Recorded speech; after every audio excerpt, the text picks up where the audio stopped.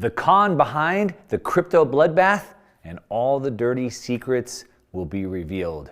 Now, the cryptocurrency markets are suffering another huge blow, a cryptocurrency market bloodbath, as the second largest cryptocurrency exchange, FTX, goes insolvent. Now, you most likely already know that, but what you don't know is that this might be the biggest con game the financial markets have seen since Bernie Madoff made the Ponzi schemes a household name. So in this video, I'm going to break down what happened, how Sam Bankman-Fried organized and perpetrated one of the biggest con games in cryptocurrency, how it worked, who was involved, what happens next, and how understanding this is the key to understanding what's actually happening in the global financial markets with the Bank of Japan, the Bank of England, and yes, even the Federal Reserve. It's all going to make sense.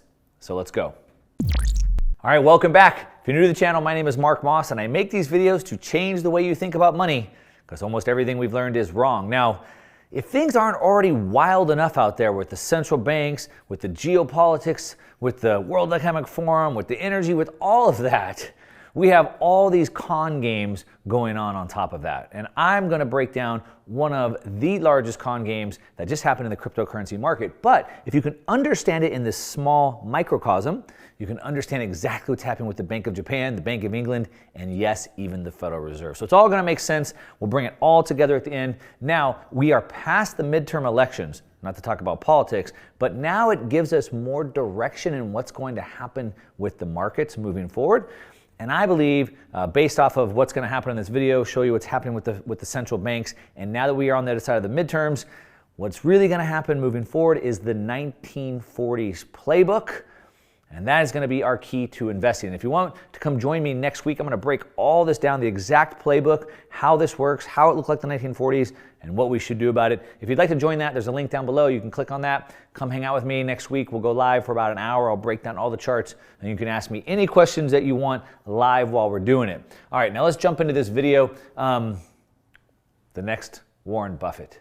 Well, that's what people were calling this guy right here, Sam Bankman-Fried, the founder of FTX and Alameda. Here's Fortune magazine right here calling him the next Warren Buffett. Now, I'm not going to go through his past. You can go read up on Google where he came from if you want. Came from some very, let's say he had a silver spoon in his mouth. But basically, he built up FTX, which is a cryptocurrency exchange, over the last 3 years. Now, he was able to build this up really, really fast. It became worth a lot of money.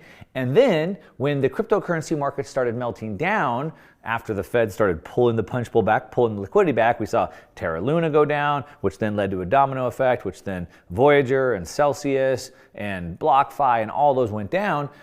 Sam Bankman-Fried came out to be the savior. He had so much money, he was worth so much that he was going to save the world. Here we can see FTX Sam Bankman-Fried explains how he built a $32 billion crypto exchange in 3 years after getting annoyed. So he was a multi-billionaire at age 29. Pretty good, amazing. $32 billion exchange in 3 years. And like I said, then he sat on all this gunpowder and he was able to be the savior of the space. Bitcoin billionaire Sam Bankman-Fried bails out crypto firms. It says right here, I want to bring your attention to this. We're going to break this down. But Alameda, Bankman-Fried's quantitative trading firm, committed $500 million. So we have FTX and we have Alameda. We're going to break this down. This is how the con game went out. Now, like I said, he bailed out these companies. He's the savior. He's being called the next Warren Buffett. He made more wealth than Rockefeller or Carnegie, American, tycoons. Of course, Rockefeller gave us oil. Carnegie gave us steel. And what did he give us? He gave us a crappy exchange trading a bunch of vaporware is what we got. So let's break down how this works, all right? The tale of two companies. Here's Sam Bankman-Fried in the middle. We have Alameda Research, his company, and we have FTX over here, his company. Now here's what these two companies do. Alameda Research, they're not a research company. What they are is they're known as a market maker. Over here, FTX is an exchange. Now, you probably already know this, I talk about it all the time. All value is subjective. Peter Schiff, he's going to tell you that Bitcoin is worthless. Gold has intrinsic value.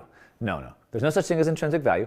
all value is subjective. So we put something into the open market and we see what the market will bear.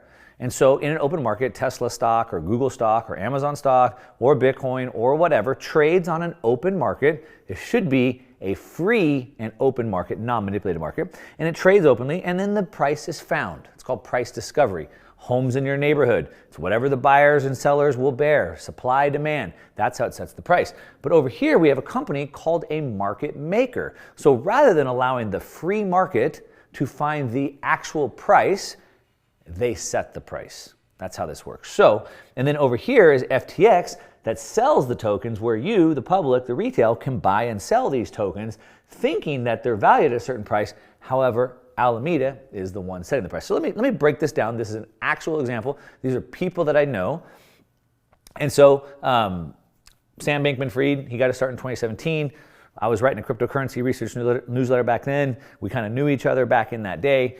Somebody that I know contacted him about a year ago and said, hey, what projects do you think need to be built on the Solana ecosystem? And he said, well, you know, we could probably use this type of a project like that. So the person I know contacted a couple developers on like Upwork, got them going to build out this protocol. And he said, if I build this out, Sam, will you list it on your exchange FTX so people can buy it? Sam says, well, if Alameda will make the market for it, then we will.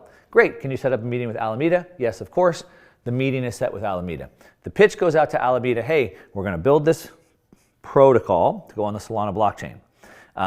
We're gonna create $100 million tokens, and if you make the market, they'll list it over here and people can sell it. So Alameda says, okay, fine, here's the deal. 100 million tokens, give us 30 million of those tokens. We're gonna give you $12 million for that. We'll take them at like a 3-cent valuation. We'll flip it to our venture capitalists at 6 cents and 9 cents. It'll go on FTX at whatever, 50 cents. And the person I know cashed out money in the bank on the sidelines. Alameda flipped those tokens. They kept a whole bunch of them. And here's the key piece. They made the market. So let me explain how this works. So you have the price of an asset times the supply equals the market cap. So the price of Tesla stock times all the Tesla stock equals the market cap. The price of Bitcoin times all the Bitcoin equals the market cap of Bitcoin. If there's 10 widgets for sale, and I created these widgets out of thin air, I just artificially created them, and person A over here buys said widget for $1, then you would say, well, the widget's worth $1 times the 10 widgets, that's a $10 market cap. Let me break this down. As a matter of fact, I'm gonna explain it to you in his own words right here. So this was in an interview he gave. He said, Bankman-Fried asks viewers to imagine a box. So here's how he explains it. Sam Friedman says, imagine there's a box. It's just a box, all right? It doesn't do anything, it's just a box. You start with a company that builds a box. So back to my example, the person I know created a box. It was nothing, it was just a box, he created it. The marketers of this box will attempt to sell it as some sort of world-changing protocol. This is his words. So again, the person I know created a protocol. So I'm gonna create this box. It's a world-changing protocol, okay? We created it. The next step is for the developers to issue a token. So they create this box, they say it's this world-changing protocol, and they create a token for that. This is his words, I'm quoting him directly, Sam Bankman-Fried, the perpetrator of this big con. He's telling us.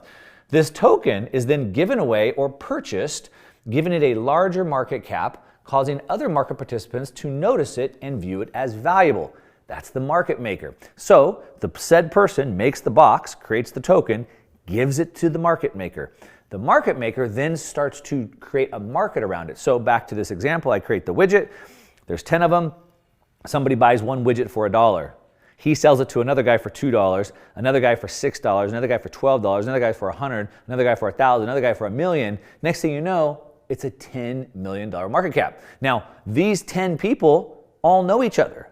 They're creating a market, but what happens, it says right here, causing other market participants to notice and view it as valuable. So the market makers traded amongst themselves to create a market, and then they list it over on FTX where you, unsuspecting retail, notice it. In his own words, causing other market participants to notice it and view it as valuable. The people, the retail on FTX, views this box as valuable because these market makers have manipulated the market to make it think it is valuable. Are you understanding? This is his own words. He goes on to say, the high returns derived from these boxes entice new speculators to put more money in. The fact that there's now a large amount of money in the box causes others to think it must be legitimate. Do you understand? This is his words. He's explaining how his business model works. Now, why didn't somebody do something about it at that time, or why did people still give him money? So they created the box. The market makers create a fake market. They lure people in because they think it's valuable. They entice them because they think it's legitimate, and to put more in. This can cause the token price to rise rapidly. Of course it does. And as it rises rapidly, more people think it's valuable, put more money in. And the whole process is amplified. The total number of tokens available is small. So if it's a small amount of tokens, it's amplified. It's easier to push the value up. He says here, in the interview, Matt Levine intervenes at this point of the conversation, describing this as cynical and likening it to an outright Ponzi scheme. So the interviewer says, hey, Sam Bankman-Fried, this sounds like you're cynical and it sounds like a Ponzi scheme. Sam Bankman-Fried says that these boxes mostly value market participants' perception. But the perception comes from the market maker. Do you understand what's going on? Now, let's see the next part of this interview. He says, despite acknowledging that it's unclear whether these tokens should have any market cap at all, like, yeah, you're right, there's no value here. They said it's a world-changing protocol, it's not. So they shouldn't have any value. Sam Bankman-Fried is happy to sell them on his FTX exchange to you. If Sam Bankman-Fried is not sure these tokens should even have a market cap, why is he willing to sell them? Good question. Why does he participate in any of it? It's a good question. So back to the example of the person I know. They created this box, a world-changing protocol. Alameda made a market, gave him money. Now he walks away. It's a protocol. It's a decentralized protocol. It's not a company. It's not a business. There's no development. He doesn't continue to work on it. He literally created a box, got paid, walked away. They made the market and then gave it to their sister company over here, which sold it to you. Now, they make all their money on fees from you buying and selling, and they make their money from making the market. It's important to understand this because this is how they perpetuated the fraud, and it's also what took them down. So they also did the same thing for themselves. So they created a token, an FTX token, called FTT. Now, just like the box, FTX created their own token, created their own box out of thin air. You can see the valuation of their box, their token, and it was basically sitting at zero. Well, FTX, their sister company Alameda, starts to make a market. Here you can see they start to push the value of the coin up out of thin air. They buy, sell, buy, sell, buy, sell. The perception is that it's valuable, right? You can see that it sat at a zero until Alameda started pumping it up. And right here, September 21st, it reached a market cap of $9.6 billion out of thin air. Zero. They made the market and it became a $9.6 billion. Now, at some point, the market does get in. At some point, the free market goes, oh, shoot, this is good. And they start buying, selling it. So at some point, the market takes over. But remember, in Sam Bankman's own words, they created the perception. So they tricked everybody into it is what happened. All right. Now, we can see that obviously it's fallen off of a cliff. And we're going to get into that part right now. So I just wanted you to understand how this fraud works. Now, what happened is that FTX balance sheet got leaked to the public, and this is where everything went wrong. Alameda's balance sheet got leaked. It got leaked in an article that went onto CoinDesk. We can see it right here. Now, it's interesting because this got leaked on November 2nd. Just about 2 weeks before, October 25th, an article came out. Sam Bankman-Fried said, we're not going to bail out any more companies. We're sitting on about $2 billion of cash. And we're looking to raise more money. They wanted to raise $1 billion at a $32 billion valuation. So supposedly, they're worth $32 billion. That's the deal. And they were going to raise $1 billion at that $32 billion valuation on October 25th. On November 2nd, just a few weeks later, this article breaks on CoinDesk, and it says the divisions in Sam Bankman-Fried's crypto empire is blurred. What does that mean? Well, there's supposed to be a division, two different companies. but the line's very blurred. It looks like they're not actually two separate companies. The lines are blurred. They're actually one company. Alameda had 14.6 billion of assets. Much of it is the FTT token issued by FTX. So Alameda, what they have on their balance sheet, the asset, is the token that the sister company created out of thin air. Do you see? And they created the value around it. So FTX created the token, Alameda created the value, and now it sits, 14 billion of it sits on their balance sheet. So they're so rich, they have all the money, he created all this value, a $32 billion empire out of thin air, that he manipulated the market into believing the perception, his own word, perception that it was valuable.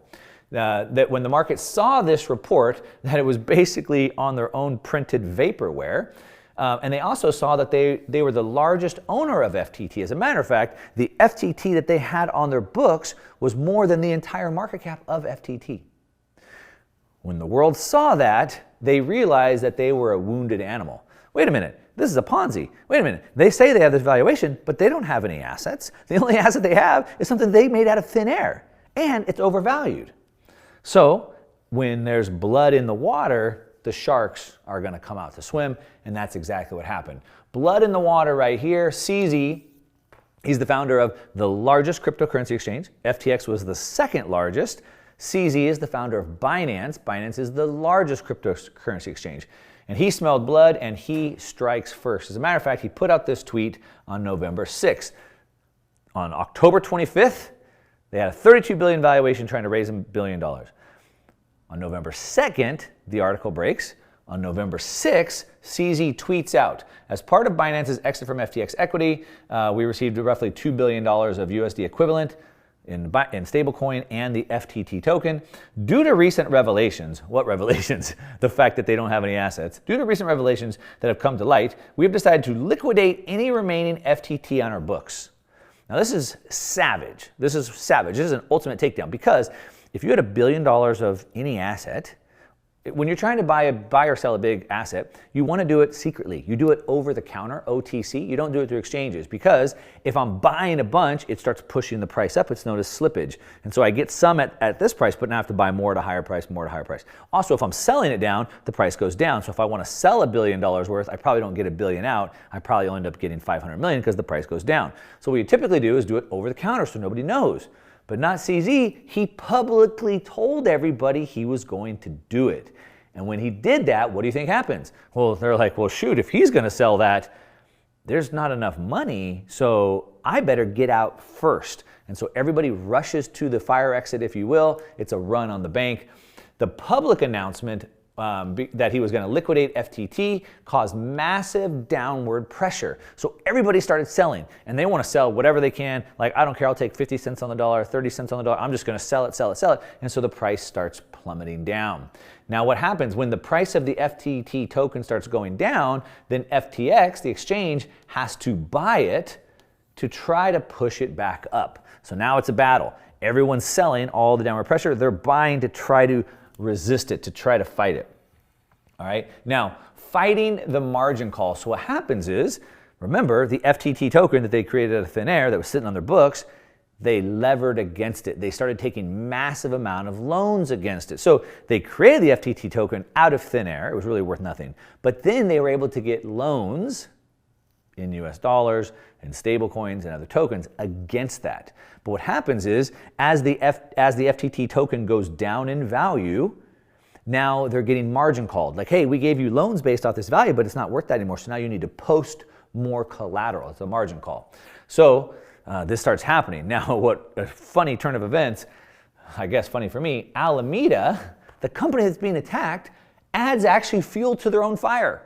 Like they want to take themselves down. The CEO here on Twitter, all this is going on Twitter publicly. The CEO tweets, hey, CZ, if you're looking to minimize the market impact, because remember, you don't want to just sell it openly, you want to do it over the counter. If you want to minimize the market impact on your FTT sales, Alameda will happily buy it all from you today at $22, which would make sense. Why wouldn't CZ just take it all for $22, knowing that if he doesn't, it's all going to go down? So Alameda says, hey, we'll just take it all. We'll buy it, $22, no worries, right? But why $22? Why was that the amount they chose? Well, the reason why, we can see it right here. So check this out. So here's the FTT price and the market cap. You can see it's kind of humming along pretty well right here. Well, right here on this date is when CZ tweeted out November 6th that we're going to dump it. Look at what happened right here. Well, as soon as he said that, we got this giant red candle, meaning the price starts plummeting. Well, the price is plummeting and probably would have continued down like this, but it didn't. Then it starts ranging right here. Where is it ranging? $22. So what this shows us is that as soon as he announced he's going to sell it, the price starts plummeting. Alameda starts trying to defend that peg. They're trying to buoy it up, buoy it up, buoy it up right at $22. So what Alameda did is they told the entire world where their margin line was. So they tweeted what their margin call level was. So now the world knows, well, shoot, they got a margin call at $22. If we can drive it below 22, they're going to go bust. It was a very bad idea, and that was game on at that point. Now we can see, if we look at another chart of FTT, what we can see is as all this happened, they gave us this 22 price point right here. And as soon as it broke it, it was done. Right now, at the time of this recording, it's at about $3. So they offered to sell it all at $22, and now it's sitting at $3. I don't know why it's at 0. I mean, who's going to hold this token anymore at all is beyond me. Well, I don't know why anybody held it in the first place. I don't know why anybody would at this point either. And what happened, what we can see is, remember, there's the tug of war. So as soon as the sharks smell blood in the water, knowing the price of the token is going to plummet, well, why not make money on that? I'll short it and I'll make money as it plunges. Like, why wouldn't I? And that's exactly what happened. This is the perpetual futures. We can see over 19 million, is about 20 million short contracts started piling up right here. You can see this right here. So as these contracts started piling up, the price started coming down. All these shorts piled in, the sharks smelled the blood, they all came in. Now you have 20 million shorts against it, you have CZ selling it, you have all the other retail just holders selling it, everybody's selling it, and for it to be defended, FTT is going to have to buy it all up. But how are they going to do that? Well, they do that by draining their reserves. And now hopefully you're understanding this, and now we're gonna go back and show you how this works with Bank of Japan, Bank of England, and yes, even the Federal Reserve. So they have to drain their reserves. So the buyer of the last resort, so the Federal Reserve or the central bank is the buyer of last resort, right? They prop up the banks, they prop up the financial system as we saw through the March 2020 crash. Well, here, the buyer of the last resort for the FTT token was FTX. Who else is gonna buy it? Everybody's selling it. CZ's selling it, retail selling it, short sellers are selling it. Who's gonna buy it? Of course, FTX, they're the only one. But do they have enough money? Remember, they don't have the money because all the assets they had on their book was the token. And the value of the token is dropping so fast, meaning whatever they had on their books is now dropping. On top of it, they have to meet their margin calls. So now they're stuck trying to prop up the currency. They're trying to buy what everyone's selling.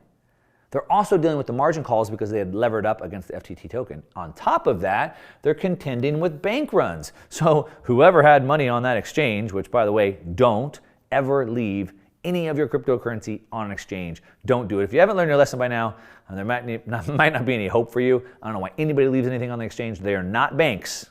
They're not banks. It's not FDIC insured. And so when everybody saw blood in the water, they're selling the FTT token, but they're also saying, shoot, I want to go pull all my cryptocurrency or my whatever stable coins out of FTX.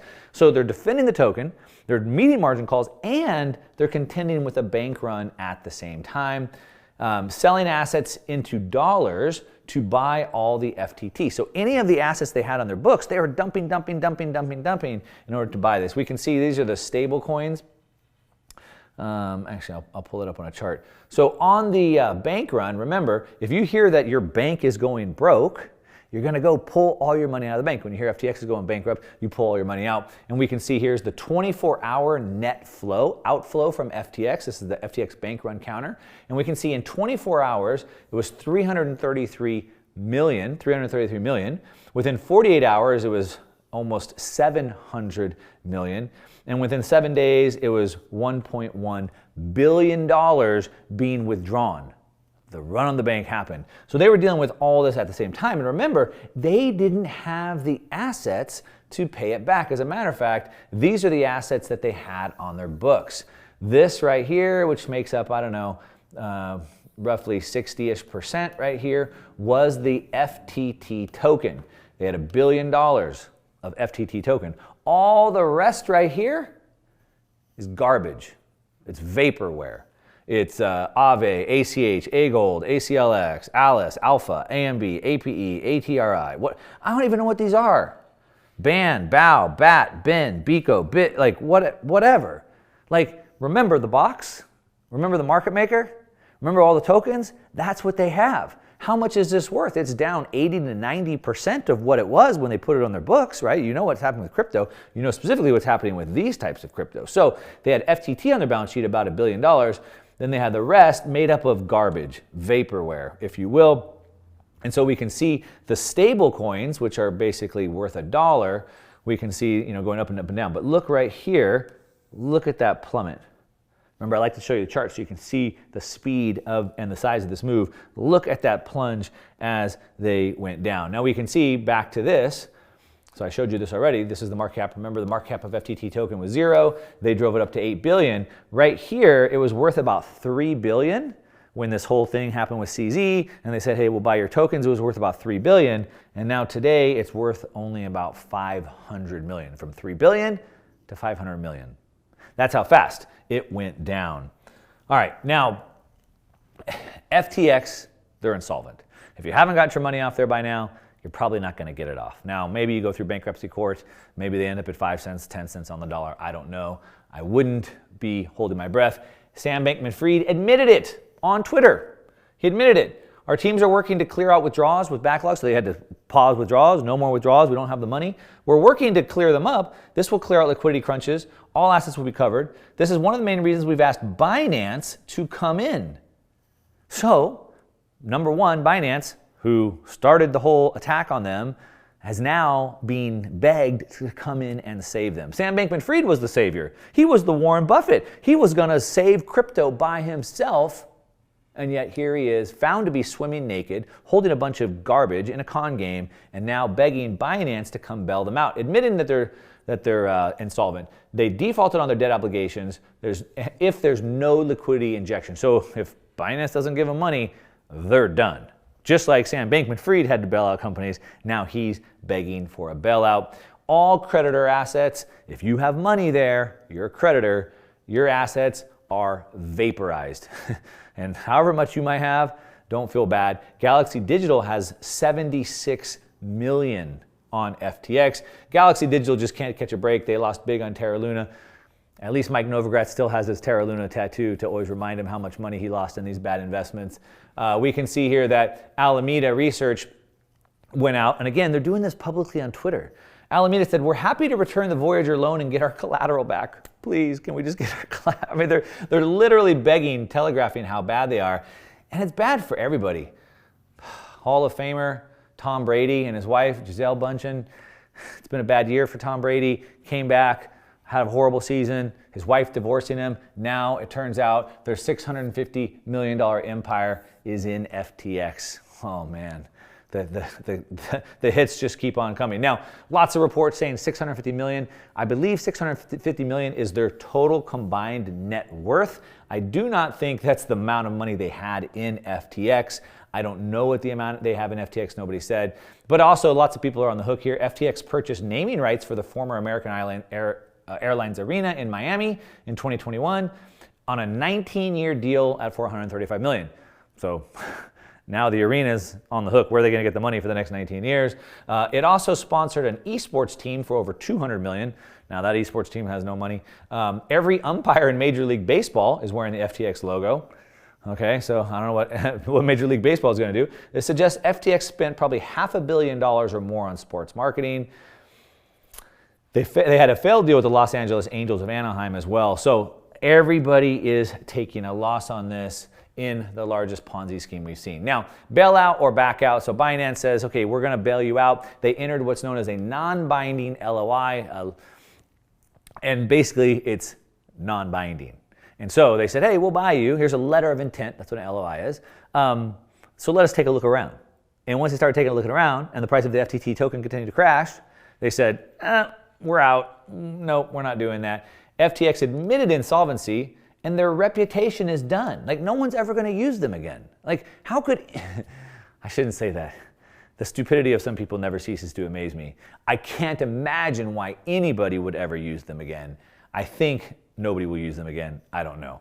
But it's an elaborate game of 4D chess. Number one, Binance took out number two competitor, FTX. Now, what does this have to do with the greater financial system? So now that you understand how this works, we can see it in a microcosm. It's like a miniature, all right? We can see it happening in real time so you understand it.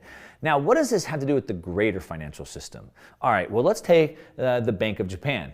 Just like FTX became the only buyer of the FTT token, so FTX created a token out of thin air called FTT. Now, instead of being the value found in the free market like it's supposed to, like gold or like Bitcoin, or real estate or fill in the blank, instead of the market actually setting the price, their market maker, Alameda, made the price. Okay, so how does that compare to Japan? Well, Japan created their yen out of thin air, right? The yen is fiat currency out of thin air. And just like the FTT token, the price wasn't found in the free and open market. It's by decree. Fiat means by decree. So Japan says it's worth this because we say it is by decree. So they're the same. They both created their own token and they both set the value, not found in the free market. Now, central banks are the only buyers of their currencies and bonds. So the Japanese yen is plunging in value. Nobody wants to hold it. Why? Because they're insolvent, because inflation is too high. So they're dumping the yen. So the yen is losing value really, really fast. And so, just like FTT token going down, what is Japan going to do? Well, the same thing FTX is going to do. They're going to buy the currency to keep propping it back up. We can see it right here in this chart. So Japan is dumping US treasuries. So just like FTX has to sell any assets on their books to try to buy their currency to keep it propped up, Japan is also doing the same thing.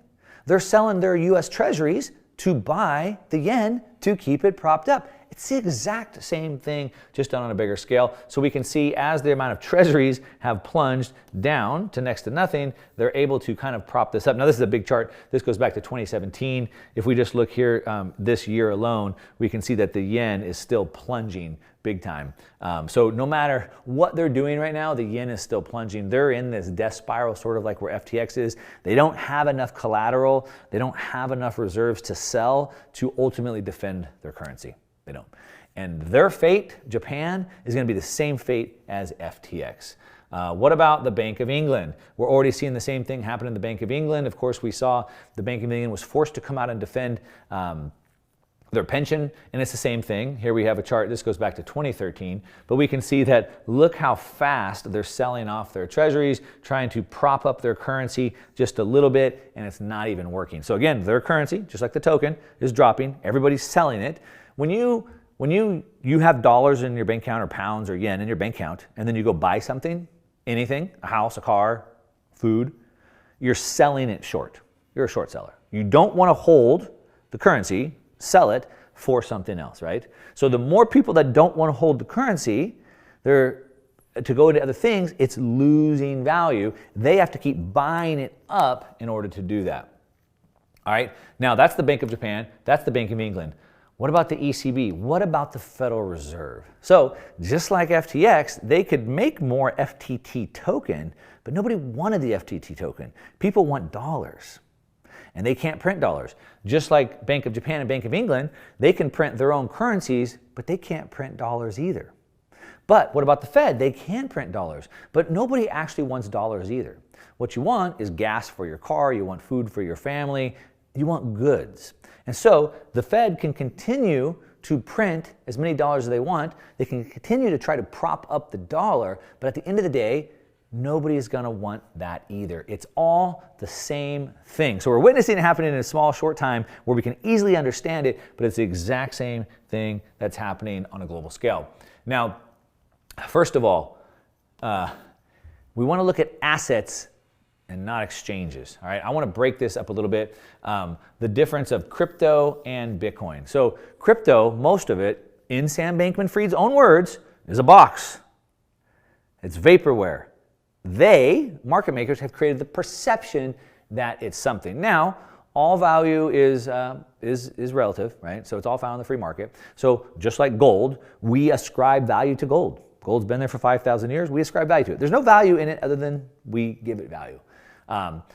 Last night I had leftovers. I didn't eat them all. I threw them away. They weren't worth anything to me. If I was dying on a deserted island, I would give every penny I had for those leftovers. So that value, even though food can be eaten, I didn't eat it last night, but I would give every penny I had for it. So all value is subjective. Well, we understand most of cryptocurrency is just vaporware, as we've seen what's happening here. Also, don't trust exchanges. If you don't already know this, you should have learned your lesson. Don't leave anything, no Bitcoin, no crypto, on exchanges. Pull it off. Always. They're not banks. They're not FDIC insured. Don't buy vaporware. Don't do that. Of course, don't risk any more than you're willing to lose ever. And so even cash in the bank, people are like, Mark, where do you keep your cash in the bank? I'm afraid the bank will take my cash. Well, banks are FDIC insured. Maybe they won't be able to afford that. If you have large amounts of cash, maybe U.S. Treasuries. But I don't have all my life savings in one bank. So even if that bank were to go down, and even if all my cash disappeared, I have other assets. All right, so think about that. Don't put anything where you can lose it all at one time. And understand that the global money shortage will ultimately break the system. I did a video talking about why the markets might not go down anymore from here. And the reason why I said that is because the system is about to break. The central banks are breaking the system. When the global liquidity dries up, they will try to reinflate the bubble. And what we can see here is this, the blue line right here. I have a bigger chart. The blue line is the global money supply, and we can see the amount of money in the system. It goes up and down.